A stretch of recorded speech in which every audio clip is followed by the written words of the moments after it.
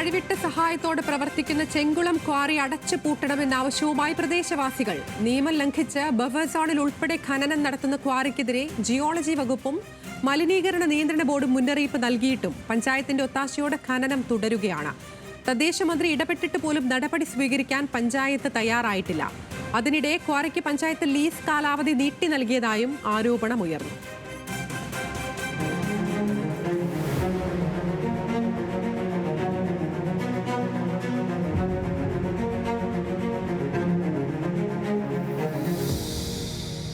ഇതുപോലെ വെള്ളത്തിന് ഭയങ്കര ബുദ്ധിമുട്ടും പ്രയാസവുമാണ്. അങ്ങനെ ആ വെള്ളത്തിൽ കുളിച്ചും നനച്ചും കയ്യും കാലും മുഴുവനും പൊട്ടി ആളിനെ തുറത്തില്ല, എപ്പോഴും അങ്ങ് തുറന്നുകൊണ്ട് ഇരിക്കുക.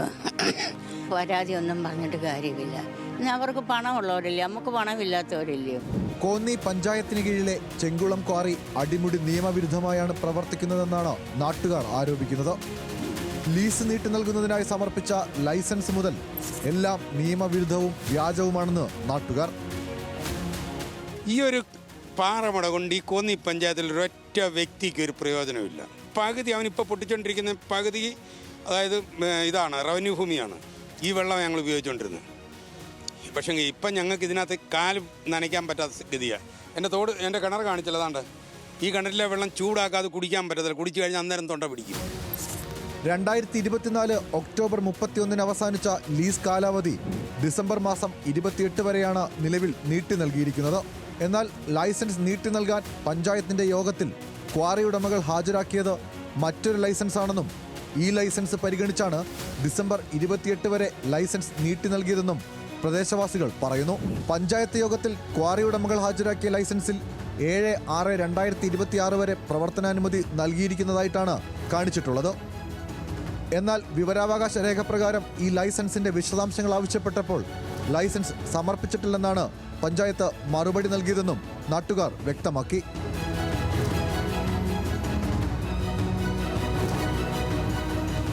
ക്വാറി ലൈസൻസ് അനുവദിക്കുമ്പോൾ നിശ്ചിതപ്പെടുത്തിയ സ്ഥലം മറികടന്ന് ബഫർ സോണിൽ ഉൾപ്പെടെ അനധികൃത ഖനനം നടക്കുന്നുണ്ടെന്നും നാട്ടുകാർ പറയുന്നുണ്ട്. മൈനിങ് ആൻഡ് ജിയോളജി വകുപ്പ് നടത്തിയ പരിശോധനയിലും ഇക്കാര്യം കണ്ടെത്തി. നിലവിൽ ക്വാറിയുടെ പ്രവർത്തനം നിയമവിരുദ്ധമാണെന്നും ജിയോളജി വകുപ്പ് വ്യക്തമാക്കി.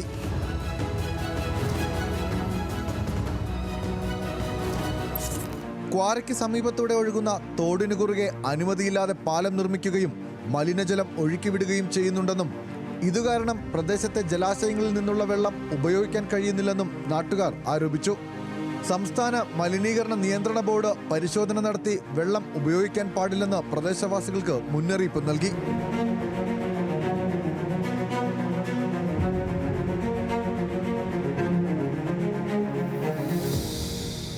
പാറമടയുടെ ലൈസൻസ് പുതുക്കുന്നത് സംബന്ധിച്ച് ഒക്ടോബർ 31 വരെ മാത്രം അനുമതിയുണ്ടെന്നാണ് മലിനീകരണ നിയന്ത്രണ ബോർഡ് പഞ്ചായത്തിനെ അറിയിച്ചിട്ടുള്ളത്.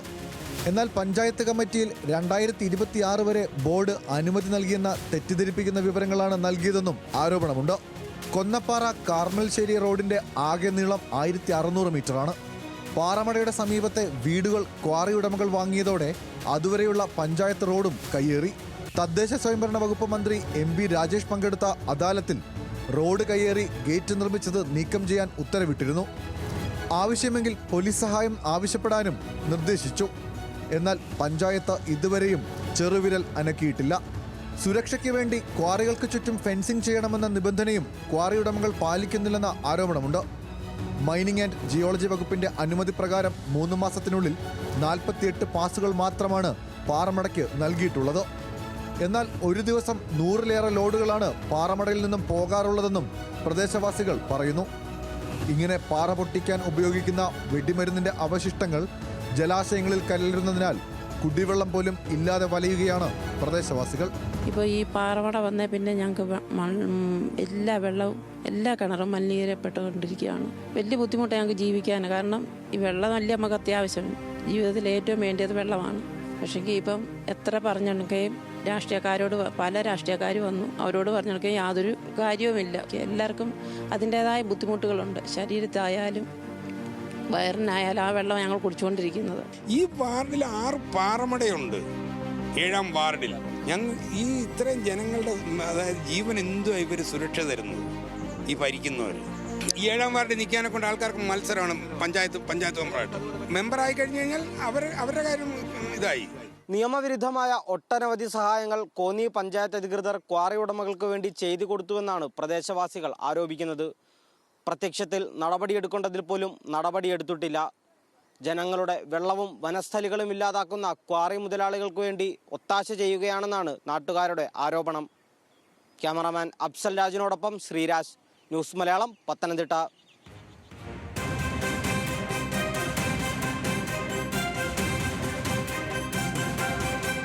ഈ വാർത്തയുടെ കൂടുതൽ വിശദാംശങ്ങളുമായി ശ്രീരാജ് ചേരുന്നുണ്ട് ഇപ്പോൾ നമ്മോടൊപ്പം. ശ്രീരാജ്, ഒരു നാട്ടിലെ പാവപ്പെട്ട സാധാരണക്കാരായ ജനങ്ങളുടെ കുടിവെള്ളം അടക്കം മുട്ടിക്കുന്ന തരത്തിൽ അവരെ പ്രതിസന്ധിയിലാക്കി അടിമുടി നിയമവിരുദ്ധമായുള്ളൊരു ക്വാറിയുടെ പ്രവർത്തനം, എങ്ങനെയാണിത് സാധ്യമാകുന്നത്? അതിര തീർച്ചയായും മുഴുവൻ അതിര പറഞ്ഞ പോലെയാണെങ്കിൽ അടിമുടി നിയമവിരുദ്ധമായി തന്നെയാണ് ഈ ക്വാറി പ്രവർത്തിക്കുന്നതെന്നായിരുന്നു നാട്ടുകാരുടെയും അതുപോലെ തന്നെ ഈ പരാതിക്കാരുടെയും എല്ലാം തന്നെ ആരോപണം. ഇതിലേറ്റവും പ്രധാനപ്പെട്ട ഒന്ന് ഒക്ടോബർ മാസം 18 തീയതി ജിയോളജി വകുപ്പ് നടത്തിയ പരിശോധനയിൽ ഈ ക്വാറി പ്രവർത്തിക്കുന്നത് അവർക്ക് അനുവദിച്ച ദൂരപരിധിയിലും അനുവദിച്ച സ്ഥലത്തിനും അപ്പുറത്തേക്ക് അവർ ഖനനം നടത്തുന്നുണ്ട് എന്നും അതുപോലെ തന്നെ ബഫർ സോണിൽ നിന്നുൾപ്പെടെ ഇവർ ഖനനം നടത്തുന്നുണ്ട് എന്നും ജിയോളജി വകുപ്പ് തന്നെ സാക്ഷ്യപ്പെടുത്തിയിരുന്നു.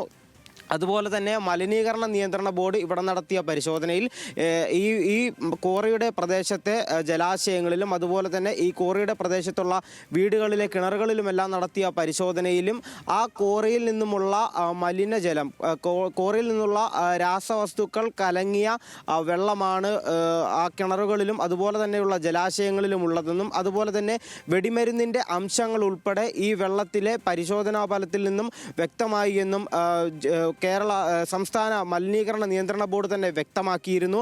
അതുപോലെ തന്നെ ആ വെള്ളം കുടിക്കാൻ പാടില്ല എന്ന് മാത്രമല്ല ഉപയോഗിക്കാനേ പാടില്ല എന്ന നിർദ്ദേശവും നാട്ടുകാർക്ക് നൽകിയിരുന്നു. അതുപോലെ തന്നെ പ്രത്യക്ഷത്തിൽ കോന്നി ഗ്രാമപഞ്ചായത്തിന് നിയമ നടപടി സ്വീകരിക്കാമായിരുന്ന പ്രഥമദൃഷ്ട്യാ നമുക്ക് കാണുമ്പോൾ തന്നെ വ്യക്തമാകുന്ന ഒരു നിയമലംഘനം കൂടി ഈ ക്വാറി ഉടമകൾ നടത്തിയിരിക്കുന്നു. അത് ഞാനിപ്പോൾ നിൽക്കുന്നത് കോന്നി പഞ്ചായത്തിന് കീഴിൽ വരുന്ന പഞ്ചായത്ത് റോഡിലാണ്. ഏകദേശം 1600 മീറ്റർ നീളമുള്ള പഞ്ചായത്ത് റോഡിലാണ് ഞാനിപ്പോൾ നിൽക്കുന്നത്. ഈ പഞ്ചായത്ത് റോഡിൻ്റെ ഏകദേശം 150 മീറ്ററിലധികവും ഈ ക്വാറി ഉടമകൾ കയ്യേറി അവരുടെ ഗേറ്റ് ഉൾപ്പെടെ സ്ഥാപിച്ച നിലയിലാണ് നിലവിൽ ഇപ്പോഴും ഉള്ളത്.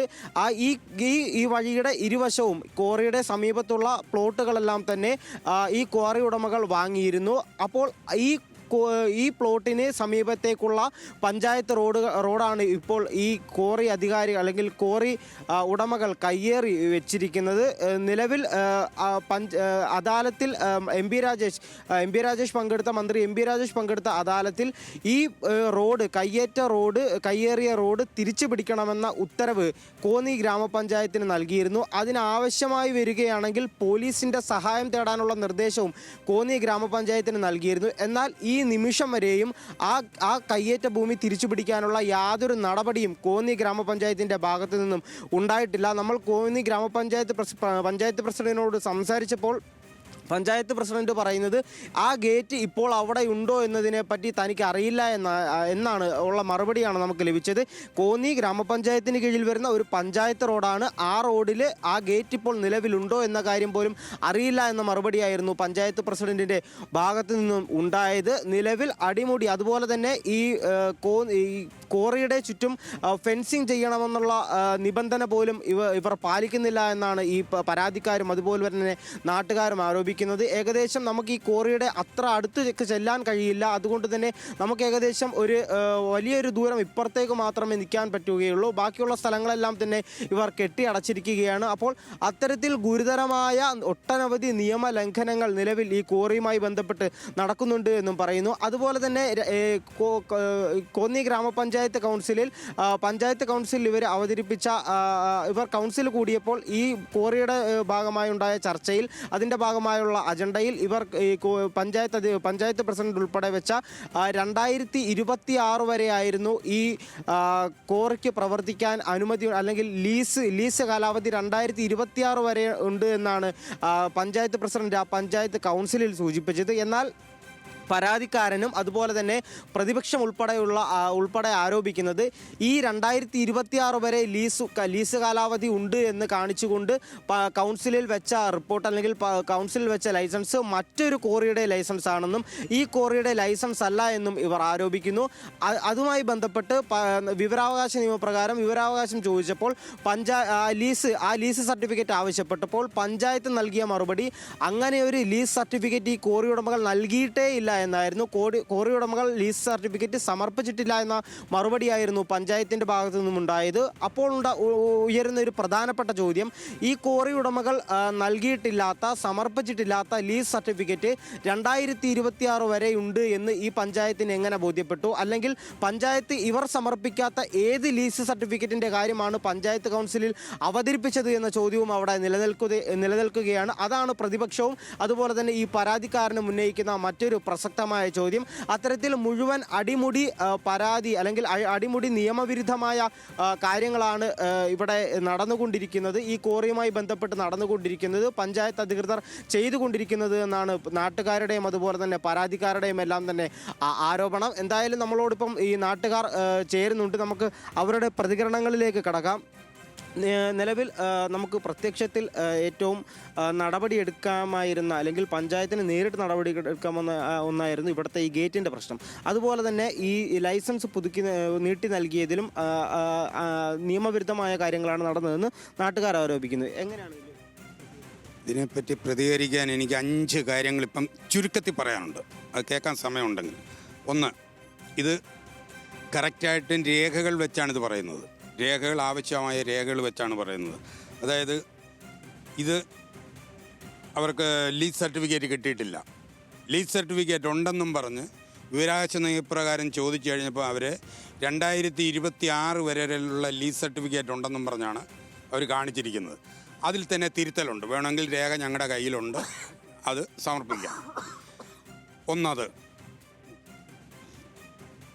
ഈ ലീസ് സർട്ടിഫിക്കറ്റ് ഇല്ലാതെ ക്വാറിക്ക് അനുമതി കൊടുക്കാൻ പറ്റില്ല.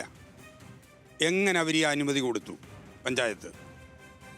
കാരണം അവർക്ക് ചെയ്യാൻ പറ്റുന്ന കാര്യങ്ങൾ മാത്രമേ അവർ ചെയ്യാൻ പാടുള്ളായിരുന്നു. ഈ നാട്ടുകാർ 2017 മുതൽ ഇത് ഞങ്ങൾക്ക് ശല്യമാണെന്നും പറഞ്ഞ് പോവുകയാണ്. അന്ന് കളക്ടറുടെ അടുത്ത് വരെ ഞങ്ങൾ പോയി. കളക്ടർ, പരിസ്ഥിതി വകുപ്പ്, മലിനീകരണ നിയന്ത്രണ ബോർഡ്, മനുഷ്യാവകാശ കമ്മീഷൻ എല്ലാവരുടെ അടുത്ത് പോയി. ഒരു സ്ഥലത്തു നിന്നും, കാരണം കളക്ടർ റിപ്പോർട്ട് അനുസരിച്ചാണല്ലോ മുന്നോട്ട് പോകുന്നത്, പഞ്ചായത്ത് സെക്രട്ടറിക്ക് വരെ കൊടുത്തതാണ്. ഒരു വ്യക്തിയുടെ ഭാഗത്തുനിന്ന് ഞങ്ങൾക്ക് അനുകൂലമായിട്ടൊന്ന് വന്ന് അന്വേഷിക്കുകയോ യാതൊന്നും ചെയ്തിട്ടില്ല. 2017 ലാസ്റ്റിൽ വന്ന വെള്ളപ്പൊക്കം മുതൽ ഈ നാട്ടുകാർ മുഴുവൻ ദുരിതം അനുഭവിച്ചുകൊണ്ടിരിക്കുക. കുടിവെള്ളമില്ല. കുടിവെള്ളം എന്ന് പറഞ്ഞാൽ കറക്റ്റായിട്ട് അത് ഓരോന്നോരോന്നായിട്ട് ഞാൻ പറയാം. രണ്ടാമതെന്ന് പറഞ്ഞു കഴിഞ്ഞാൽ 2024 മുതൽ ഉള്ള ലൈസൻസിലാണ് ഈ തിരുത്തൽ വന്നിരിക്കുന്നത്. ഈ തിരുത്താൻ പഞ്ചായത്തിലെ ഒരു രേഖ തിരുത്താൻ പറ്റുമോ? ആര് തിരുത്തിയത്? അതിൽ ക്വാറി ഉടമ തിരുത്തത്തില്ല. ഇവർക്കെതിരെ സർക്കാർ ആക്ഷൻ എടുക്കുമോ? ആണ് ഞങ്ങൾക്ക് ചോദിക്കാനുള്ളത്. തിരുത്തി ഞങ്ങളൊരു രേഖ കൊണ്ട് കൊടുത്തു കഴിഞ്ഞാൽ, ഒരു സാധാരണക്കാരൻ്റെ രേഖ കൊണ്ട് കൊടുത്തു കഴിഞ്ഞാൽ ആ രേഖ ഇവിടെ വാങ്ങിക്കത്തില്ല, അല്ല ഒരു അപേക്ഷ കൊടുത്താൽ. അതുകൊണ്ട് അത് രണ്ടാമത്തെ പ്രശ്നം. മൂന്നാമത്തേത് തോട് കയ്യേറ്റം. തോടിതാണ്. ഈ തോട് അതായത് കാലങ്ങളെന്ന് പറഞ്ഞാൽ ഒരു അതന്നെ തോട് നേരത്തെ ഉള്ളതാണ്. മിനിമം ഒരു ഏപ്രിൽ മാസം വരെയെങ്കിലും ഈ സീസണിൽ ഞങ്ങൾക്ക് വെള്ളം കിട്ടും. തോട എല്ലായിടത്തും ഇല്ലെങ്കിലും ചെറിയ കുഴികളും ഒക്കെ ഉണ്ടായിരുന്നതാണ്. ഈ കുഴികളിലൊക്കെ ആയിരുന്നു അന്നത്തെ കാലത്ത് ആൾക്കാർ കുളിക്കുകയും നനയ്ക്കുകയൊക്കെ ചെയ്തുകൊണ്ടിരുന്നത്. ഇന്ന് ഈ തോട് അന്നുണ്ടായിരുന്നു ഏറ്റവും ചുരുങ്ങിയത് ഒരു 1.5 മീറ്റർ 2 മീറ്റർ താഴ്ചയുള്ള തോടായിരുന്നത്. അത് മൊത്തം നകന്നു കഴിഞ്ഞു. ഇപ്പം ചെറിയൊരു മഴ പെയ്താൽ ഞങ്ങളുടെ പറമ്പിൽ കൂടെ വെള്ളം ഒഴുകുന്നത്. പറമ്പുകളിലെങ്കിൽ യാതൊരു കൃഷിയും ചെയ്യണ്ട, ആ രീതിയിലായിരിക്കുകയാണ് ഈ തോട്. കോറി ഉടമയുടെ ഭൂമിയിൽ അവിടെ ഒരു കുളം ഉണ്ടായിരുന്നു. അതായത് ഏറ്റവും അതിൻ്റെ ആഴം എത്ര ഉണ്ടെന്ന് അറിയത്തില്ല. പാറയിൽ ഒരു പ്രകൃതിദത്തമായ ഒരു കുളം ഉണ്ടായിരുന്നു, ഒരു വെള്ളച്ചാട്ടവും. അത് പൊട്ടിച്ചിട്ടാണ് ഇപ്പം അവിടെ അവരുടെ വഴിയൊക്കെ ഉണ്ടാക്കിയേക്കുന്നത്. ഇതൊക്കെ പഞ്ചായത്തിൽ ഞങ്ങൾ കംപ്ലയിൻറ്റ് ചെയ്തതാണ്. പഞ്ചായത്തിൻ്റെ ഭാഗത്തുനിന്ന് യാതൊരു നടപടി ഉണ്ടായിട്ടില്ല.